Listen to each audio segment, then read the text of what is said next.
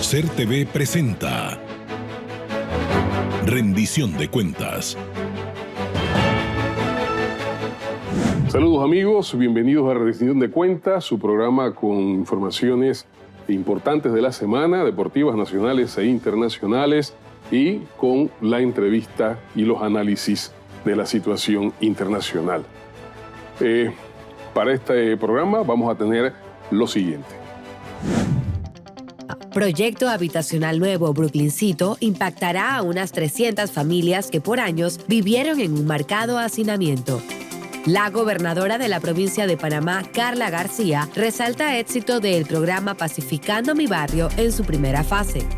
Presidente de la República, Laurentino Cortizo, aprobó convenio con el Banco Interamericano de Desarrollo por 15 millones en materia educativa.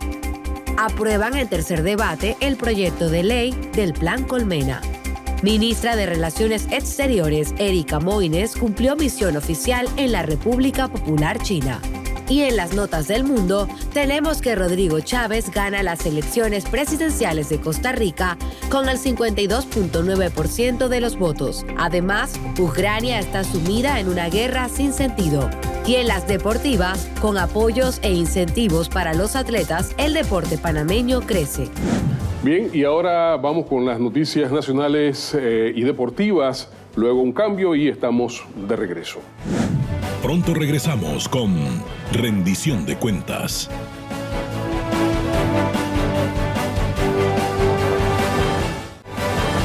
Estamos de vuelta con Rendición de Cuentas.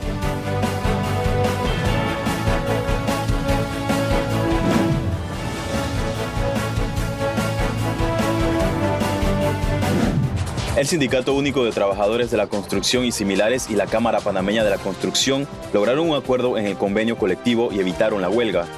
Es importante que nosotros llevemos los consensos y los acuerdos a la mesa para poder seguir avanzando. Un acuerdo que nos lleva a una reflexión y sobre todo a poder nosotros establecer en una mesa cada una de las garantías de que este sector de la economía podrá seguir aportando al Producto Interno Bruto del país y que podrá también seguir aportando a la generación de empleo. Las primeras 37 familias del proyecto Nuevo Brooklyncito comienzan a recibir apartamentos. Es un total de 300 apartamentos que esperamos nosotros como Ministerio de Vivienda poder culminar porque hemos tenido algunas dificultades. Pero hoy hacemos la entrega, que es algo de verdad que es satisfactorio, yo sé, para todas las familias que han estado esperando por muchos años. El programa Pacificando mi Barrio ha culminado su primera fase con gran éxito, señala la gobernadora Karla García, quien además destacó que se pretende realizar una segunda fase del programa en la provincia de Colón y posteriormente se estará anunciando la fecha de inicio. Pudimos hacer canje de más de 131.000 balboas en bonos y vales canjeables en comercios y supermercados y pudimos recoger más de 450 armas de fuego, 37.000 municiones, explosivos y otros accesorios de las armas de fuego. El programa se va a trasladar hacia la provincia de Colón. El presidente de la República, Laurentino Cortizo, aprobó la suscripción de un convenio entre el Ministerio de Economía y Finanzas y el Banco Interamericano de Desarrollo por 15 millones de dólares, monto que no es reembolsable. Con este acuerdo se busca mejorar la eficiencia, calidad e inclusión educativa en nuestro país. Estudiantes con discapacidad de primaria y premedia recibieron sus becas. Ahora será doble el beneficio. La estrella de la educación tiene que ser para muchísimas administraciones, pero una educación de calidad para la vida y el trabajo.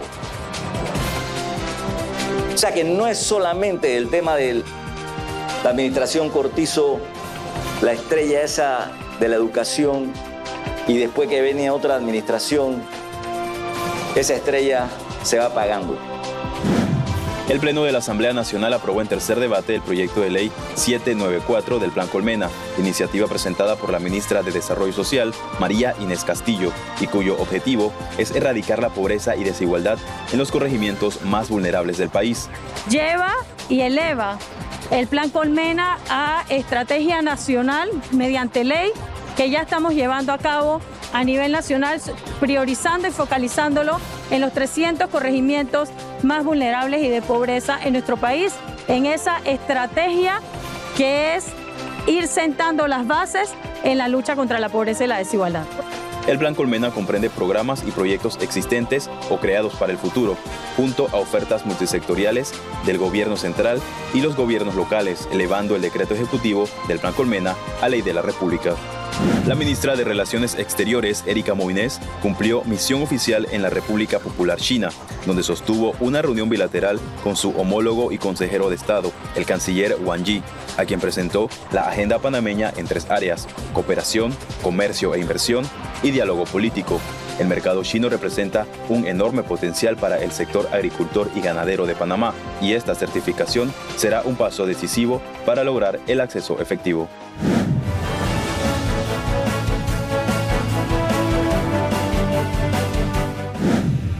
Gracias, bienvenidos. Soy Rommel Martínez Franco, en Deportes para Rendición de Cuentas.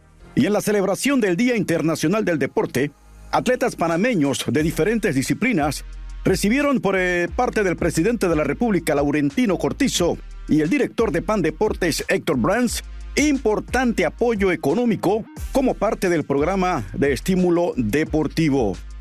Para mí es un honor estar hoy frente a ustedes, como presidente de la República, en la celebración del Día del Deporte Internacional, entregando estímulos deportivos por más de 1.800.000 balboas. Yo fui también un deportista y tuve una disciplina, el fútbol organizado. Jugué medio campo.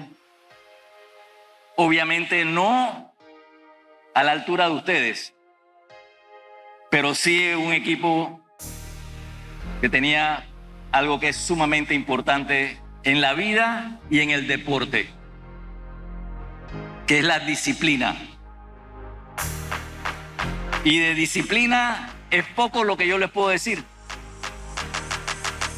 pero en la vida sin disciplina no se llega a ningún lado verdaderamente. Verdad que muy contento porque hoy que se celebra el Día Internacional del Deporte, podamos entregar en una segunda entrega, valga la redundancia, a nuestros atletas, en este caso más de 34, y a federaciones, 1.8 millones de dólares. En la entrega pasada fueron 1.6 millones de dólares y esto al final nos da un total de casi 3 millones tanto de dólares que llega directamente a los atletas a base del programa de estímulo deportivo y a las federaciones. Nosotros estamos convencidos de que invertir en deporte, invertir en cada disciplina, apoyar a nuestros atletas que nos van a representar en este ciclo olímpico de cara a París 2024 es importante, y hoy con la presencia del presidente de la República se ratifica ese apoyo que se va a seguir dando y estando muy de cerca de nuestros atletas porque nos importan. De esta forma se confirma el apoyo que se merecen los atletas que mantienen sus sueños de éxitos para Panamá. Por otro lado, el deporte panameño mantiene su actividad permanente en muchas disciplinas, con mucho entusiasmo y ganas de ir a participar en eventos importantes a nivel internacional. El fútbol femenino continúa su participación en la eliminatoria al Mundial Nueva Zelanda-Australia 2023 con opciones reales de asistir a su primera cita a una Copa del Mundo. Las chicas, dirigidas por el técnico Nacho Quintana, mantienen un camino importante y se preparan para 2 pruebas de alto nivel, entre ellas lo que se califica como una eliminatoria directa, ya que estarán enfrentando el próximo martes 12 de abril al elenco de El Salvador, las chicas cuscatlecas que llegan al estadio Rommel Fernández. Será uno de esos choques clásicos para nuestro fútbol, especialmente para nuestra selección femenina, que mantiene un nivel muy competitivo en el área.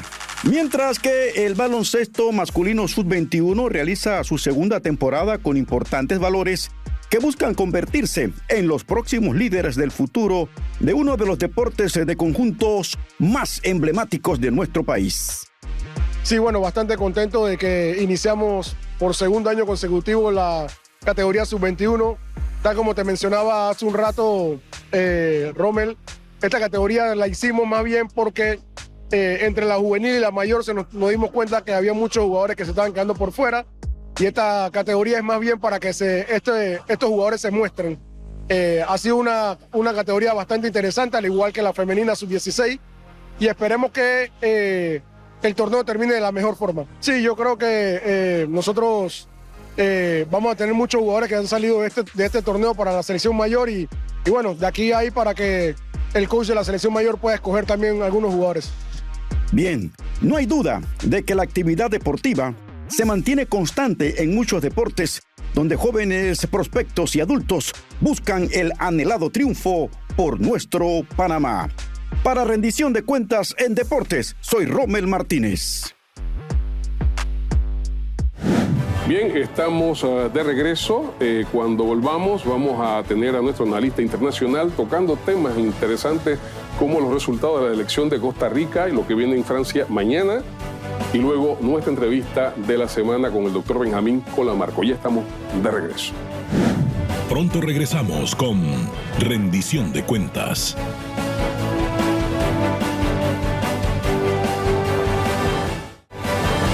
Estamos de vuelta con Rendición de Cuentas.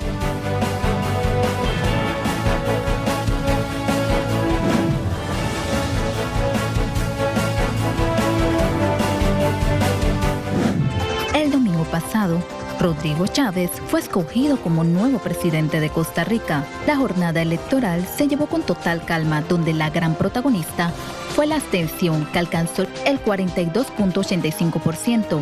El triunfador de los comicios fue Rodrigo Chávez, quien se convirtió en el presidente número 49 de la nación, tras haber liderado una campaña política que centró su mensaje en el cambio y la lucha contra la corrupción. El nuevo presidente, naciente del Partido Progreso Social Democrático, de centro derecha, y obtuvo el 52.9% de los votos, lo que le permitiría asumir la presidencia el próximo 8 de mayo.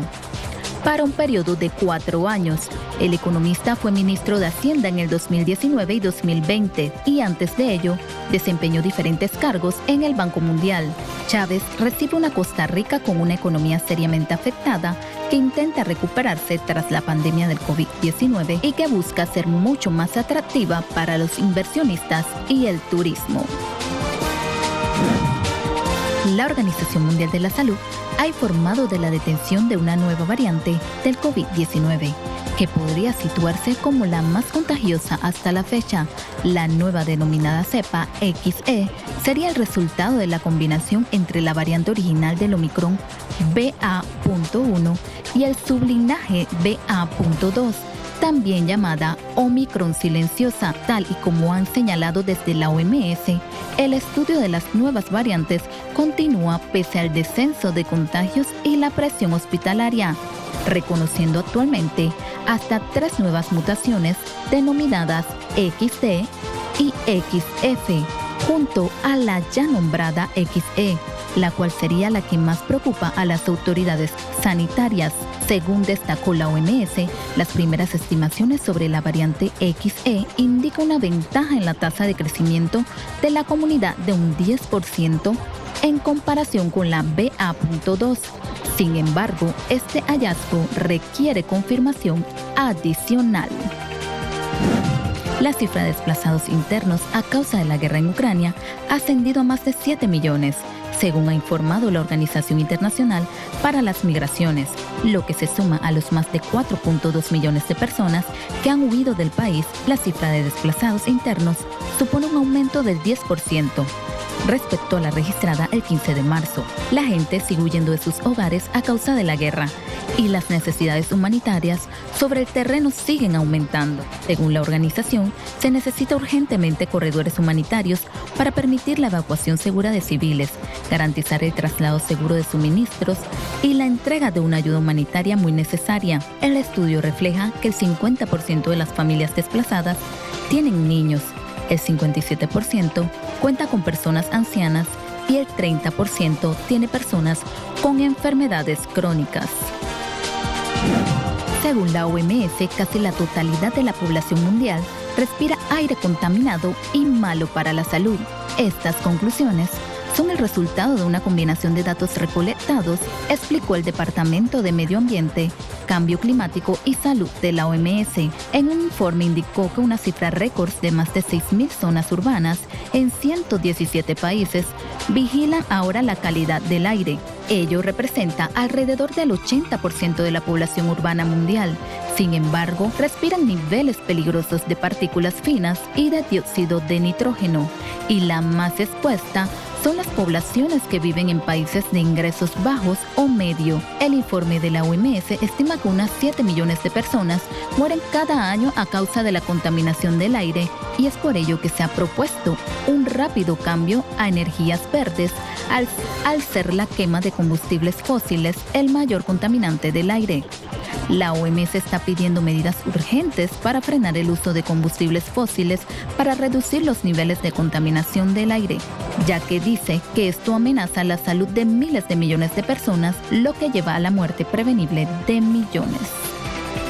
Este ha sido el resumen de Internacionales, les informó Akis Fonseca Gaviria. Y ahora volvemos con Julio Bermúdez Valdés con más del programa Rendición de Cuentas.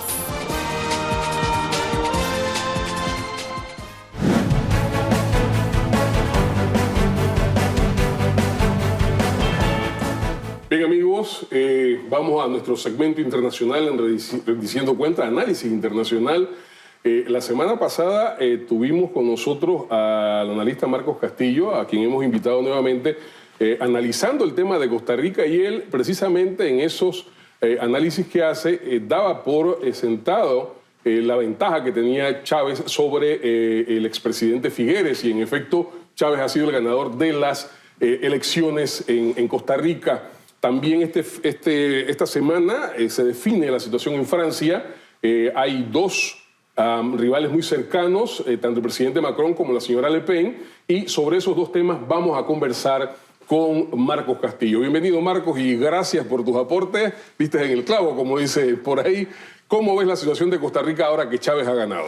Bueno, Julio, Chávez era un outsider, digamos, un tipo que llegó de afuera, 30 años viviendo fuera de Costa Rica, trabajando en el Banco Mundial, y llega, lo nombra ministro Carlos Alvarado, el actual presidente, en su gabinete, ministro de Hacienda. Él trata de hacer cambios muy radicales y solo demora 6 meses.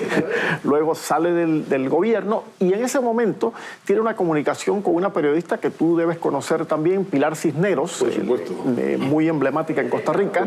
Y Pilar Cisneros lo entusiasma para que encabece un movimiento a través de un partido político nuevo.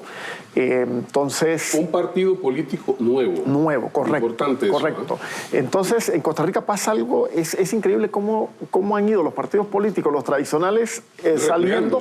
Entró uno nuevo, que fue el PAC, Partido de Acción Nacional, tuvo 2 periodos y ahora prácticamente desapareció del escenario. No sacó ni un solo diputado y su candidato presidencial sacó menos del 2%, de manera que desapareció. ¿Puede decirse que el electorado costarricense está poniendo pautas? Sí, es correcto. Yo creo que los ticos están en ese proceso de poner, o sea, pasar factura, pero además decirle a la gente, hagan las cosas bien o se van. No, porque estos partidos han quedado al borde de la... Bueno, ya el PAC desaparece después de haber estado dos periodos seguidos en el poder. Lo de Figueres parece un pase de factura. En el caso de Figueres, efectivamente, lo analizamos aquí el sábado anterior, Julio. José Figueres Olsen, hijo de José Figueres Ferrer, había sido presidente de Costa Rica en la década del 90. Y él se vio envuelto en un escándalo con una empresa por soborno, supuesto soborno de una empresa francesa llamada Alcatel. Y terminó su periodo y él se fue a Suiza, ¿no? Y se quedó 10 años allá hasta que el caso prescribiera. Los ticos no le perdonaron esto. Y en las encuestas, lo analizamos, Julio, lo leímos, él, evidentemente, la gente, el voto rechazo le costó. Ahora, también hablamos de que iba a ser una elección muy reñida, ¿verdad? Porque evidentemente el Partido de Liberación Nacional de la maquinaria y todo aquello. Y de aquí me monto en eso que he dicho para analizar lo que viene. Justamente sabiendo eso, había digamos, por algunos sectores cierta aprensión hacia el candidato Chávez, porque consideraban que, bueno, era un outsider, tuvo un discurso agresivo, algunos lo rechazan porque viene de acusaciones de acoso sexual en el Banco Mundial, etc. Sin embargo, los ticos, el electorado tico prefirió eso a un Figueres que, o sea, estaba acusado de corrupción y actuó como un juegavivo. Se quedó hasta que prescribiera. Hagamos un paréntesis en eso que acabas de decir, Marco. Ambas figuras con pasados en entredicho, ¿verdad? Tienen críticas ambos del electorado, ¿cierto? Podríamos pensar que los ticos, que el electorado costarricense, en lugar de las figuras, ha votado por los programas, por los discursos, por las alternativas. Sí. Y fíjate que pasó algo interesante cuando uno lee el resultado. Por ejemplo, el candidato Figueres se enfocó mucho en San José, o sea, en la capital, en el Valle Central. Correcto. Y tal vez las provincias adyacentes, Heredia y Alajuela.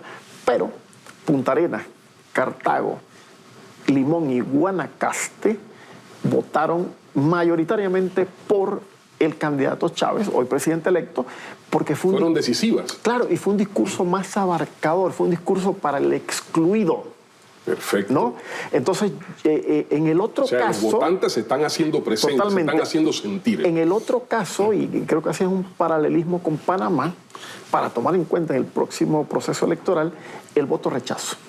Hay que tomar en cuenta eso, porque la gente se acuerda de las cosas malas que han hecho, sobre todo quienes en un momento determinado han estado en gobierno y regresan. Las campañas políticas... Nos acordamos más de lo que nos duele que de las cosas, claro, que nos hicieron felices. Y los adversarios políticos van a aprovechar de sus campañas para recordar eso. Claro. Eso pasó en Costa Rica y ese resultado. Ahora, lo bueno, Julio, es que este candidato ha demostrado, ha sorprendido en los últimos días, llamó inmediatamente a Figueres. A eso voy. ¿Cómo ves el futuro? Sí. ¿Cómo ves la actitud de este hombre?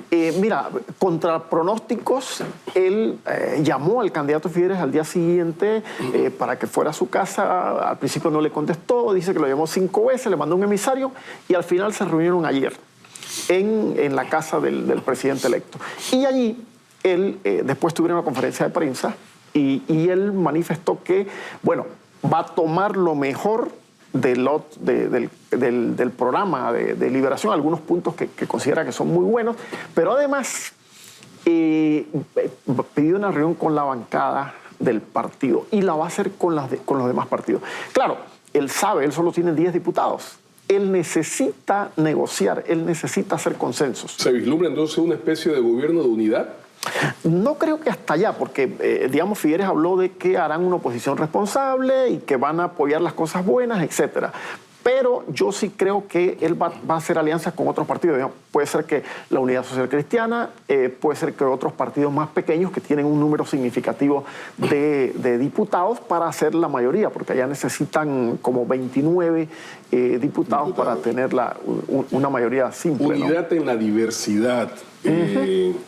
Marcos, lo digo por esa frase de oposición responsable que a veces es como media ambivalente, ¿no? Se puede hacer o no oposición dentro de un gobierno de unidad, ¿verdad? Previendo toda la aspiración del electorado como tal, de los pueblos que necesitan que sus dirigencias políticas manifiesten propuestas de país, propuestas unitarias.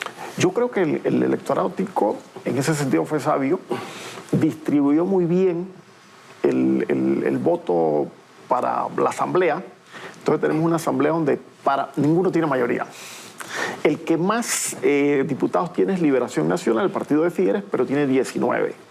Entonces necesita de otros para hacer mayoría.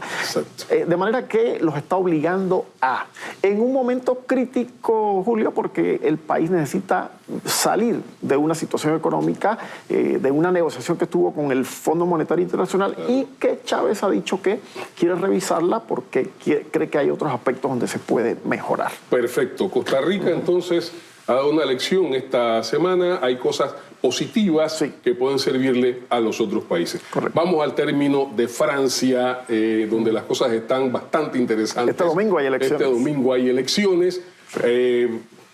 ¿Cómo estás viendo el panorama allí con Macron, Le Pen? y el señor Mélenchon. que sorprende, Mélenchon, en el tercer lugar. Sí, mira, en Francia es interesante, Macron estaba marcando arriba del 30%, 30.5% en marzo, ¿no? Y Marine Le Pen, que es la candidata, digamos, de la ultraderecha, su padre fue varias veces candidato, fue como 5 veces. Y siempre llegaba de último. Jean-Marie Le Pen, sí. Bueno, a veces fue a segunda vuelta, pero siempre perdió, ¿no? Ella le quitó el partido y ahora ya no se llama Frente Nacional, sino se llama Reagrupación Nacional, ¿no? Entonces han tratado de maquillarlo un poco para que se vea más derecha y menos ultra, ¿no? De hecho salió otro candidato ultra que empezó a subir como la espuma y después ha empezado a bajar. Un señor apellido Semur. Al final, ¿qué pasa? En esta última semana, y ya Macron lo había visto en la semana pasada, porque lo dijo en una comparecencia pública, que no dieran por sentados que iban a ganar tan fácilmente y que seguro iba a haber una segunda vuelta y que cuidado con la señora Le Pen. Lo cierto es que Macron ha tenido bastante suerte, es decir, no ha tenido un buen gobierno, ha tenido todo este tema de los chalecos amarillos, toda una serie de protestas, pero ¿qué lo tenía arriba en las encuestas? La guerra de Ucrania. La guerra de Ucrania. Porque él se había presentado... ¿Cómo influye esto en las elecciones? Claro, él se había presentado un poco como el árbitro, ¿viste? Él se distanció un poco del presidente Biden en cuanto al tema de no atacar personalmente a Putin y habló más de ser conciliador, pero sobre todo remarcó ese discurso que viene teniendo desde la época del gobierno de Trump de Europa. Europeo, un discurso europeísta. Acuérdate que en Europa hay como dos grandes grupos, ¿no? Los euroescépticos y los europeístas, ¿no? Los que creen en la Europa unida y grande. Entonces, a contrario censo de los nacionalistas como Marine Le Pen, que hablan de la Francia grande, ¿no? Pero hay algo que llama mucho la atención en esto. Estuve leyendo sobre algunas cosas y hay una incoincidencia tremenda entre Putin y Jean-Marie Le Pen. Claro, porque ambos son nacionalistas. Es decir, va a ser interesante, y eso que acabas de apuntar, Julio, es fundamental en estas elecciones que se van a dar. O sea, que se puede dar una polarización. De hecho, fíjate, Macron bajó del 30.5 al 26.5 y ahora Le Pen tiene 21.5 en la última encuesta. Va a ser muy cerrado esto, ¿eh? Va a ser muy cerrado, pero tendrán que ir a segunda vuelta.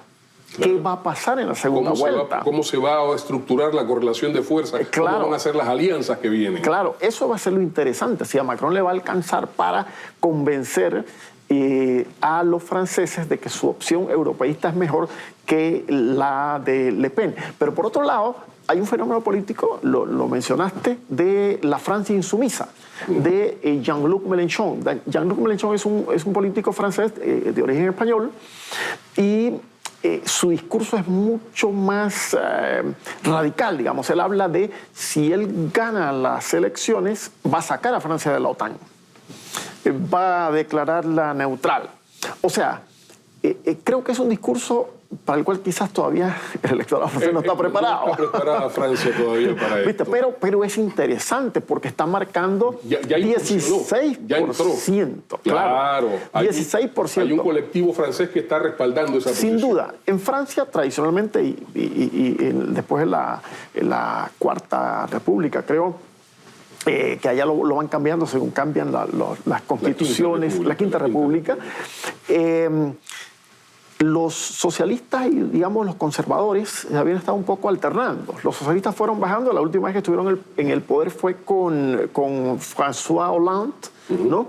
Y luego perdieron, digamos, terriblemente y han bajado. Pero la izquierda se ha dividido. Si la izquierda fuese en bloque, probablemente Mélenchon estaría muy cerca de Le Pen y cuidado, pudiera ser el que estuviese disputándole la segunda vuelta a Macron. Para terminar, Marco, porque se nos va el tiempo, ¿tú crees que se mantenga este 1, 2 y 3 que se está proyectando para las encuestas? Sí, sin duda, eso va a ser Macron va a salir de primero. Macron pudiese, ahora, él mismo ha dicho que puede dar la sorpresa, porque ¿qué pasa? Mélenchon saca un escándalo de la empresa McKinsey por una consultoría que le hizo al gobierno de Macron, y eso es lo que le ha hecho bajar. Entonces, ¿qué pueda pasar? Pues cuidado, puede ser un resultado muy ajustado, pero lo más probable es sí que a la segunda vuelta vayan Macron y Le Pen. ¿Qué pasa después? Tú lo has dicho, va a depender de las alianzas. Vamos a ver qué pasa mañana en Francia, estimados amigos. Gracias, Marco, por tu intervención tan buena como siempre. Y vamos a un cambio y estamos de regreso.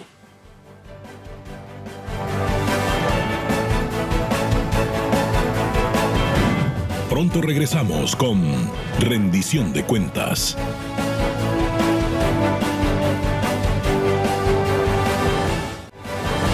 Estamos de vuelta con Rendición de Cuentas.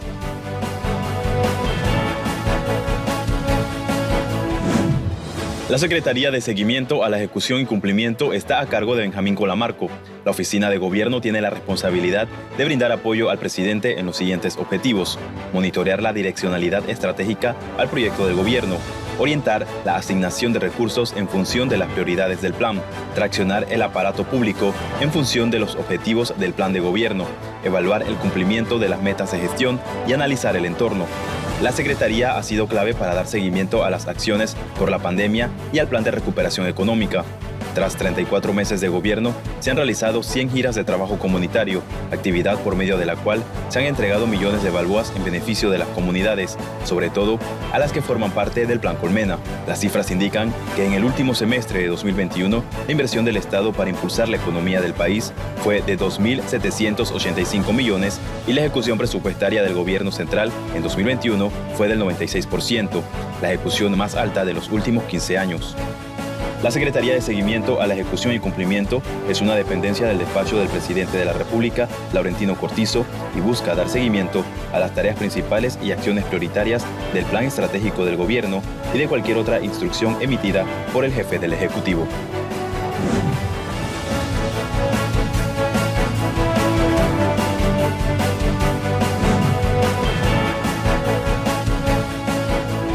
Bien, amigos, y nos encontramos ahora en la entrevista de la semana, nuestro espacio reflexivo sobre temas de fondo, ¿verdad?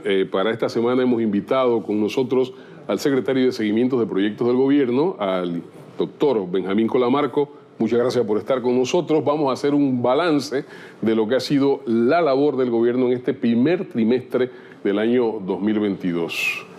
¿Cómo ha sido esto, Benjamín? Hay esta semana mucha preocupación sobre el problema del desempleo en Panamá. Hay un indicador por ahí que dice que hay panameños que piensan que no tendrán trabajo hasta los próximos 6 meses. Da la impresión de que hubiera como una visión medio pesimista de algún sector. Háblanos un poco de esto. Bueno, muchas gracias por la entrevista. Un saludo muy especial a todos los televidentes. Los indicadores son importantes porque nos indican el camino recorrido, pero también detrás de ellos hay seres humanos. Claro. Y con respecto al tema de la desocupación o el desempleo, debemos considerar que durante el periodo 2020, el impacto de la pandemia y sus efectos en la salud, en la economía, en lo social, produjeron una aceleración del proceso de contracción económica en la economía nacional, en esta fase del ciclo, entrando el gobierno de la administración. Pero ya veníamos en una situación casi inflacionaria en abril del 2019. Y veníamos en un proceso de desaceleración económica desde el año 2016. Correcto. Que está bien identificado en esa curva del ciclo económico. Pero en temas de desocupación tenemos que señalar que durante el periodo más álgido de la pandemia la desocupación llegó hasta el 18.7%.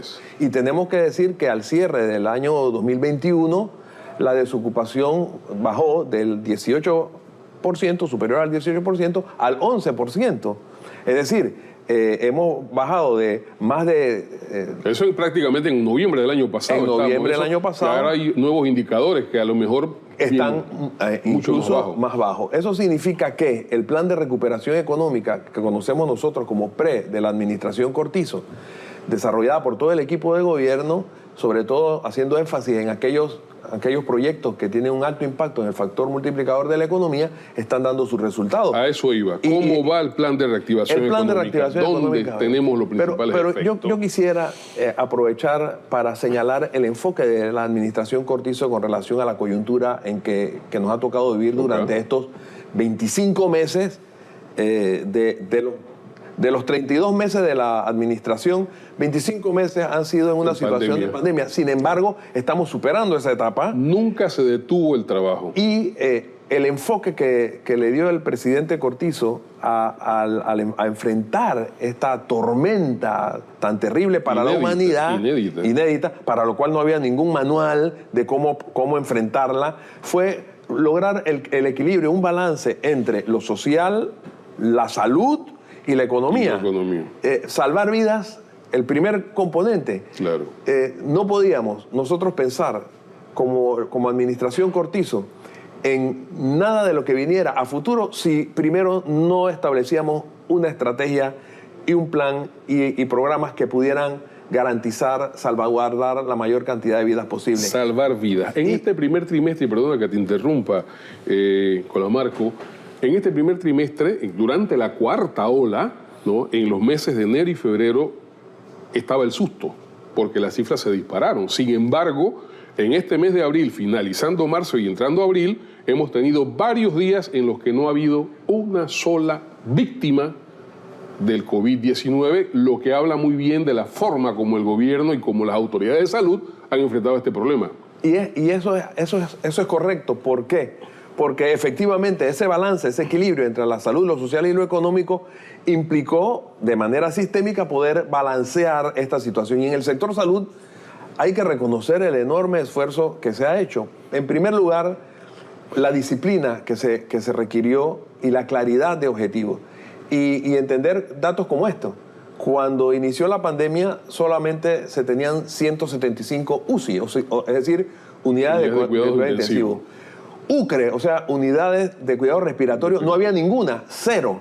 Y nosotros podemos decir hoy que de esa cantidad entre UCI y UCRE, que en total eran y semi-UCI, 0 UCRE, pasamos de 265 cuando comenzó esta pandemia a tener un total de 1.052 entre UCI, semi-UCI y UCRE. Es decir, una diferencia de 787 unidades de cuidados intensivos y UCRE que no existían y que hubo que conseguir los recursos para poder reajustar el plan y poder redirigirlo hacia tener esta capacidad de atención en medio de la pandemia. Y otro elemento importante que quisiera apuntar antes de que continúe es que el sistema de salud en Panamá nunca colapsó. Era eso lo que íbamos a subrayar. No solo no colapsó, sino que se mejoró y que lo que estamos heredando, ¿verdad?, post pandemia, es un sistema prácticamente robusto en el sector salud. Y en ese mismo orden de ideas, eso caminó a la par del tema del auxilio social para garantizar la paz social en el país. Nosotros hemos visto lo que ha ocurrido en otros países, Panamá en Centroamérica, en Suramérica. En Panamá hemos mantenido la paz social a través de una serie de programas sociales. Uno de ellos, muy importante, es Panamá Solidario, que ha entregado más de 11 millones de bolsas de alimentos solidarios en los 769 corregimientos del país. El Vale Digital, una innovación que ha sido reconocida mundialmente por organismos internacionales de todo el mundo. Claro. El hecho de que tú con tu cédula puedas acceder a alimentos, a medicamentos en las abarroterías y en los supermercados. Más de 470,000 panameños están recibiendo hoy día el apoyo del Vale Digital Solidario y además los apoyos en la adquisición de productos cárnicos del sector productivo nacional.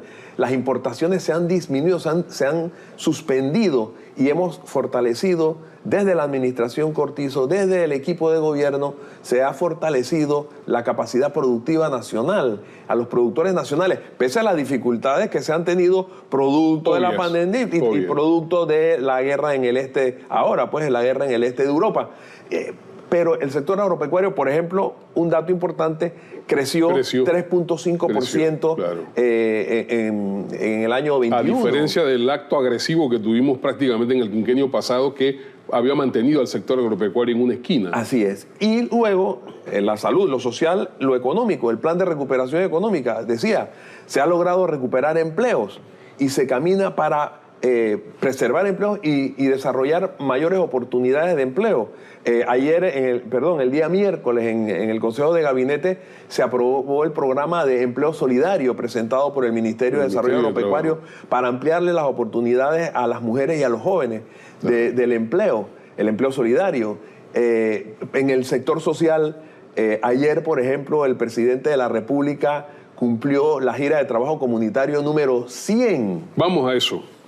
Hablemos un poco de las giras de trabajo comunitario, porque hemos estado viendo semanalmente, ¿verdad? Cada fin de semana el presidente en distintos puntos del país repartiendo beneficios millonarios a una serie de comunidades, de gente que, hombre, no se hacía antes en este país.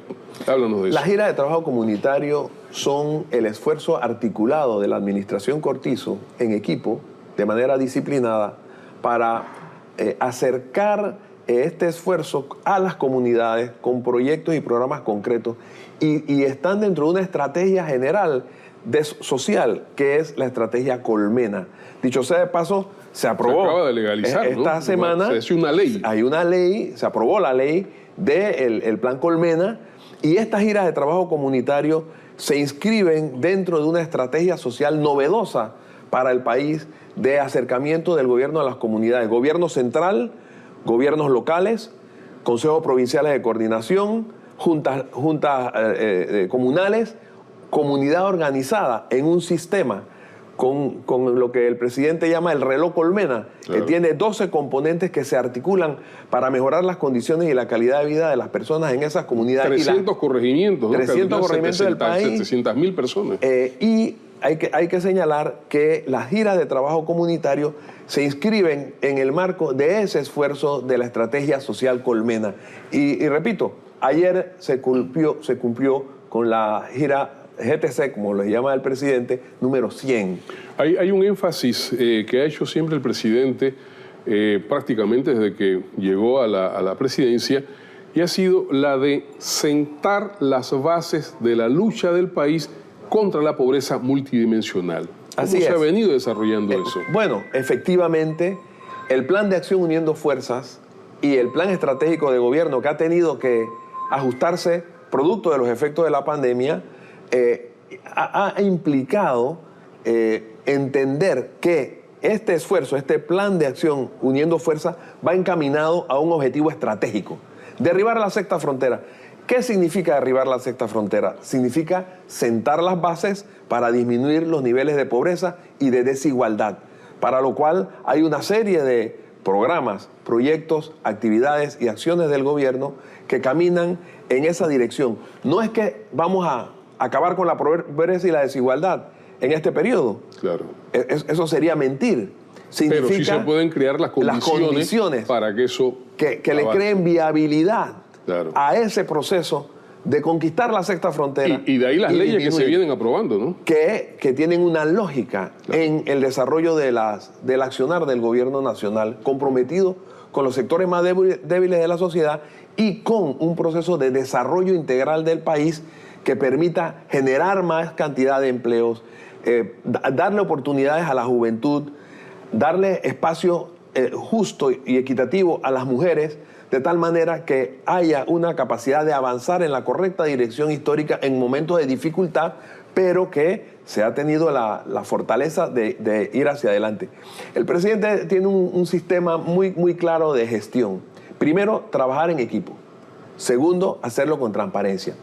Tiene un tablero de mando estratégico en el Ministerio de la Presidencia con el vicepresidente de la República y ministro de la Presidencia, que coordina el esfuerzo gubernamental.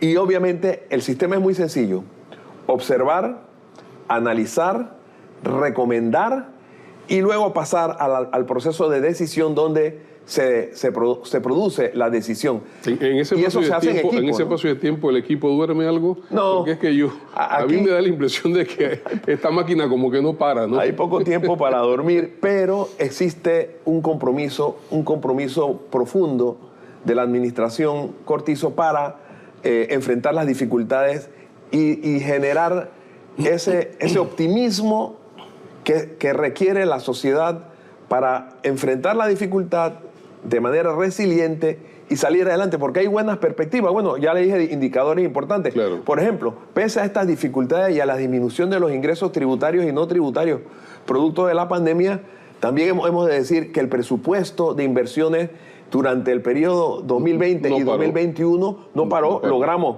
el 93.1% de ejecución del presupuesto de inversiones en el 2020 y en el 2021 logramos el 94% de ejecución del presupuesto de inversiones. Y la DGI acaba de publicar unas cifras muy interesantes de la cantidad de gente que ha hecho declaración de renta. Se disparó prácticamente. Que ha aumentado. Y también, bueno, el Producto Interno Bruto ha subido también más de 6.000 millones. Así que estamos cerca de los 35.000 millones de dólares de Producto Interno Bruto, que obviamente aparejado a un proyecto de inversión pública y el acompañamiento del sector privado y de los trabajadores para lograr esta sinergia es muy importante. La administración Cortizo es, creo yo, la que más reuniones ha tenido con el sector empresarial y también con el laboral. Claro. De hecho, tengo que decir que la intervención del presidente Cortizo y del vicepresidente Carrizo y del equipo del Ministerio de Trabajo y Desarrollo Laboral para mediar y apoyar en el proceso para evitar la huelga en el sector de la construcción fue muy importante. Claro. Y el presidente se reunió con Suntrac, se reunió con CAPAC. De hecho, ha mantenido reuniones permanentes con ellos, tanto con el sector laboral como con el sector empresarial. Para buscar la primera vez que un presidente tomara en sus manos este problema. Y encontrar fórmulas de avenimiento entre las partes para acercarse desde las posiciones más radicales a posiciones más moderadas y lograr entendimiento para que no hubiera una huelga en condiciones en que la economía está reactivándose, en que hay esperanzas para la gente. Claro. Y eso es muy importante mantenerlo, mantener ese entusiasmo y esa convicción de que hay un capitán en el mando del timón del barco que nos lleva a puerto seguro. Dice un viejo dicho filosófico de los estoicos que no hay viento favorable sino para aquel que sabe a dónde va. Y bueno, yo siempre he dicho que el presidente Cortizo es un estoico y sabe para dónde vamos. Claro. Ahora, nada es perfecto. Claro. Todo es perfectible, pero hay una direccionalidad importante en este esfuerzo. E insisto, tanto el plan de recuperación económica como la estrategia social en todos sus componentes, la estrategia social Colmena, Plan Panamá Solidario, el apoyo en los aportes a través de diversos programas sociales como Red de Oportunidades, como el subsidio al tanquecito de gas, etcétera, etcétera, son programas que nunca se han detenido. Claro. No han parado. En otros países subsidios que siguen allí. Hubo apoyos de un mes, 2 meses. En esta administración permanente. Todos los meses ha habido. Claro, en la medida en que la gente ha ido recuperando sus empleos, la gente tiene apertura de tal manera de buscar el recurso para la vida. Eso va a ir bajando paulatinamente, claro. Hasta que lleguemos a una situación de más estabilidad, que es lo que perseguimos. Posiciones radicales. Hay una preocupación que ha venido permeando a la sociedad y han sido constantes bloqueos de calle. La semana pasada en San Félix, algunos hermanos originarios han generado bloqueos de 4, 5, 6 horas. Pero sin embargo nosotros hemos visto que prácticamente desde 2019 el presidente Cortizo no sale de las comarcas. Yo recuerdo que la primera gira de trabajo comunitario que él se hizo en Atochaimí en agosto, a días prácticamente, no había pasado ni siquiera un mes desde que él había tomado posesión cuando se fue para allá.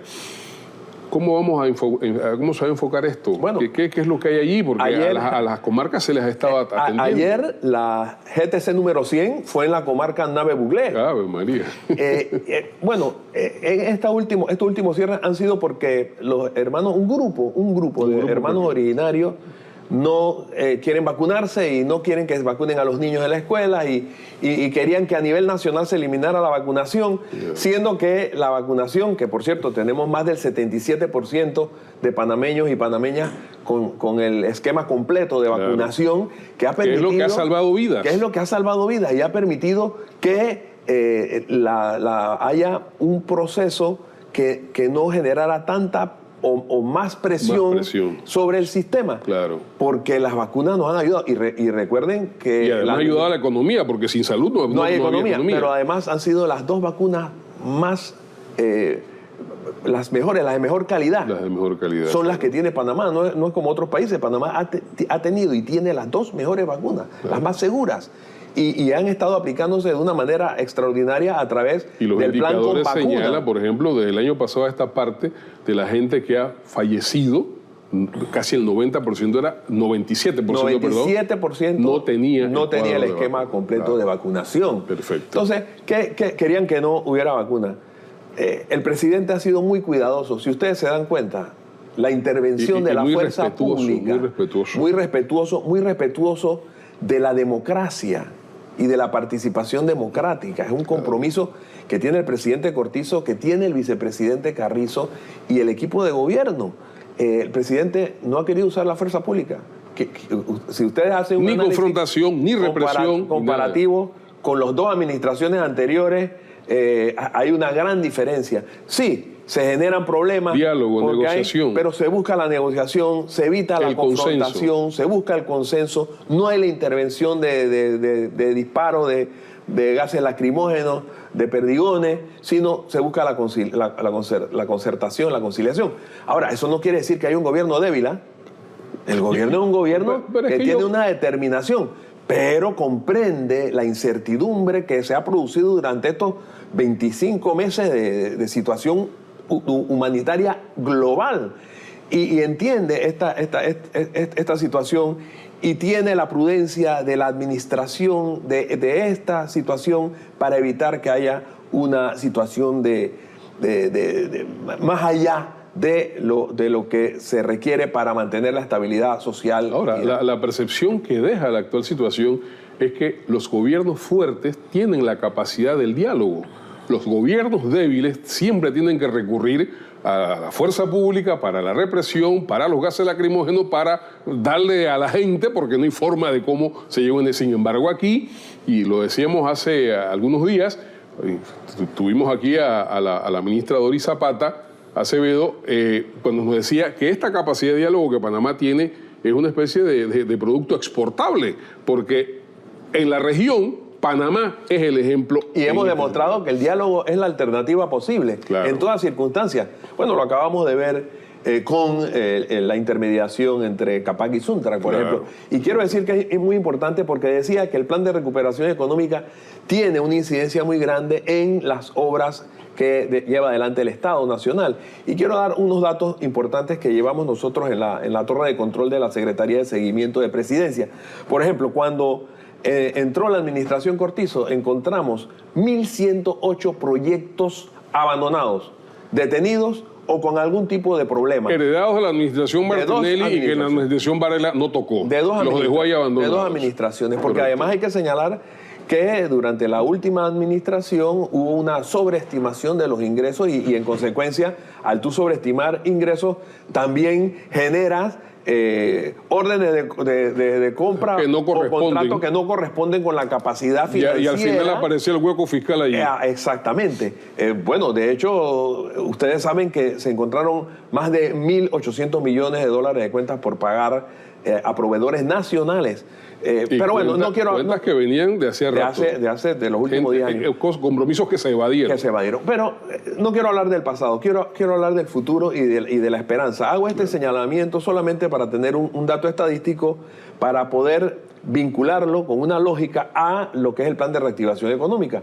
1.108 proyectos encontrados abandonados con problemas legales, con problemas de falta de fianza, con problemas de malos diseños, con problemas de excesos sin capacidad de poder contar con recursos para cubrirlos. 18.000 millones de dólares en proyectos que estuvieron detenidos durante 10 años. Bueno, durante la administración Cortizo, entre el proceso de ir cerrando esos proyectos, porque para evitar continuar con proyectos que iban a exceder la capacidad real de poder completarlos por la situación en que nos encontramos, proyectos que están en auditoría porque tienen que verificarse la auditoría, proyectos que se tienen que llegar a mutuos acuerdos, etcétera, etcétera, etcétera. Se ha bajado de 1.108 que encontramos cuando entró la administración Cortizo, se ha bajado exactamente a 472 proyectos. De 18.000 millones se han bajado a cerca de 10.000 millones en proyectos que se han recuperado y que se le están dando ejecución. Sí, claro. Termino con esta cifra. De esos proyectos, 195 ya han terminado. O sea, esta administración, Cortizo, ha terminado proyectos dejados por administraciones anteriores, 195. Y de esta administración... Pero los medios no dicen mucho de eso, ¿no? Bueno, pero nosotros lo estamos diciendo aquí en CERTV, sí. Donde yo escucho a mucha gente que dice que hay noticias que escuchan en CERTV que no lo escuchan en ningún otro lado. En el país. Y eso dice bien de CERTV porque da información fidedigna y oportuna para que la sociedad pueda hacer sus propios análisis. Porque el pueblo panameño es un pueblo muy inteligente. Dice el presidente Cortizo, el asunto no es que te hayas cansado, sino que tienes que terminar las tareas. Así es, así es. Y el proyecto de esta administración... Entiendo que el 12 de julio se inaugura en la Ciudad de la Salud los primeros proyectos, se entregan los primeros proyectos. En la Ciudad de la Salud, realmente el presidente la visitó hace poco. Así es. Y es impresionante el avance que tiene la Ciudad de la Salud después de estar detenido tanto. ¿Ustedes se imaginan si hubiéramos tenido esas estructuras con todos esos médicos, enfermeras, auxiliares? Enfrentar la pandemia hubiera sido otra cosa. En otras condiciones. Claro. Y eso estaba tirado, pero ya está avanzando. Y el año, ahora en julio, agosto, terminan los primeros módulos. Y a final del año 2023 termina totalmente el proyecto Ciudad de la Salud. Igual que termina el módulo más importante del Hospital del Niño. Claro. Igual que ahora, a finales del mes de abril, la tercera semana de abril, se reinicia la construcción. Ya se comenzó con los trabajos de saneamiento, de ir acomodando esa obra que está abandonada, claro. El Hospital Amador Guerrero. Nosotros ahora, en estas próximas 2-3 semanas, inicia ya en firme, ya comenzó, pero inicia en firme la reconstrucción del Hospital Amador Guerrero y otros 5 hospitales abandonados durante la administración anterior, claro. que se van a entregar a la sociedad. Para terminar, doctor Colamarco, porque la verdad es que, hombre, tenemos material enorme, ¿no? Se me olvidó decir que hay 200 proyectos de esta administración terminada. ¿Qué le espera en los próximos meses a la sociedad? ¿Qué debe esperar la sociedad panameña en los próximos meses, verdad, en materia de empleo, desarrollo económico, en términos de salud, en términos de educación, que creo que acaban de firmar con el ICSE también un proyecto, un convenio que hace 75 millones de dólares, etcétera, etcétera? ¿Qué se puede esperar? En primer lugar, quiero decir que hay esperanzas. Hay esperanza. Somos un pueblo resiliente, que entiende y que respalda el sacrificio. Yo digo que el presidente Cortizo ha sido un presidente muy sufrido. Y puedo decir esta infidencia, él también lo dice. Cuando él recibía los informes, los datos de los efectos de la pandemia en cuanto a personas contagiadas, en cuanto a personas que habían fallecido, que por cierto, nuestras condolencias para todos los familiares de las víctimas de esta enfermedad terrible del mundo. Él dice que él leía eso en la madrugada porque él no duerme. Estoy convencido. Y sufría mucho y es algo que realmente todos debemos... Cuando se haga el balance de todo esto, yo siento que el presidente Cortizo va a tener un gran puesto. Nunca desfalleció, nunca bajar la guardia, decía. Nunca bajó la guardia y mantiene una actitud estoica y de positividad. con un equipo y con transparencia. Bueno, acabamos de terminar justamente el miércoles recién pasado en el Consejo de Gabinete, el Ministerio de Salud y la Caja del Seguro Social fueron las dos últimas instituciones que terminaron el proceso transparente de rendición de cuentas con todos los datos y que han sido publicados en Panamá Compra. O sea, que todos los panameños tenemos acceso abierto y transparente a todos los gastos que se hicieron durante este periodo de pandemia hasta el 31 de diciembre del año 2020. Así que hay esperanza, los proyectos van a avanzar mucho este año, va a haber mucha generación de empleo por vía de los proyectos. La educación también avanza con el trabajo que está haciendo el Meduca en medio de esta situación. También se acaba de firmar un convenio con el BIT, ¿no? Se ha firmado un convenio. Quiero decir, 30 escuelas rancho en medio de esta situación. Ya pasaron de ser escuelas rancho a escuelas dignas en las áreas más alejadas del país. O sea, hay esperanza de que vamos a salir adelante con el entusiasmo que caracteriza al pueblo panameño y un liderazgo firme en la conducción del Estado Nacional. Hay esperanzas, nos vamos a quedar con eso. Muchas gracias, doctor Colamarco, por estar con nosotros. Gracias a ustedes. Y pronto regresamos.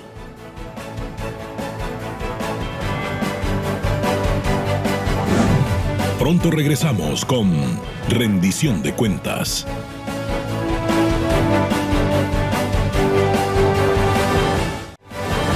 Estamos de vuelta con Rendición de Cuentas.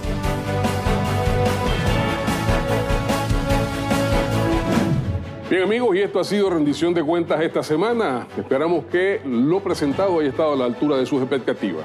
Nos vemos el próximo sábado. CERTV presentó Rendición de Cuentas.